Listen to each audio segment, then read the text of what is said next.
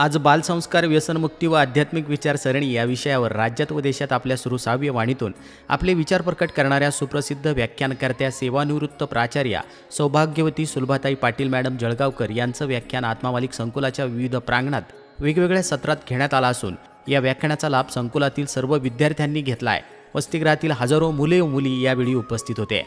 बालसंस्कार म्हणजे गुणांचा गुणाकार आणि दोषांचा भागाकार। गुणांचा भागाकार याचा अर्थ स्वतःमधील गुण वाढवायचे आणि दोषांचा भागाकार याचा अर्थ स्वतःमधील दोष कमी करायचे।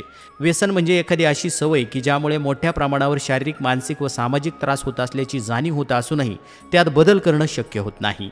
व्यसन हे एक विनाशकारी वादळ आहे आणि या वादळात आज आपल्या देशातील युवा पिढी अडकली आहे। या विनाशकारी वादळाला आत्ताच जर थांबवले नाही तर कित्येक युवक नव्या शतकाचा पहिला उगवता सूर्य पाहण्यासाठी शिल्लकच राहणार नाहीत। तेव्हा मित्र हो, सावध व्हा।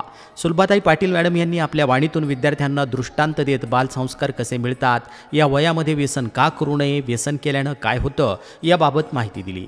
संगीत व वारकरी विभागाअंतर्गत चालणाऱ्या साप्ताहिक कीर्तन महोत्सवाअंतर्गत शनिवार आणि रविवार अशा दोन्ही दिवशी रामद्वारा परिवारातील आदरणीय सुलभाताई पाटील यांनी शैक्षणिक संकुलातील विद्यार्थ्यांना 3 सत्रात अत्यंत मोलाचं मार्गदर्शन केलंय आणि या मार्गदर्शनामध्ये बालसंस्कार, आध्यात्मिक संस्कार, व्यसनमुक्ती आणि ध्यान या विषयांची सोप्या उदाहरणातून सखोल अशी माहिती दिली आहे। सर्व विद्यार्थ्यांनी या उपक्रमाला उत्तम असा प्रतिसाद दिला।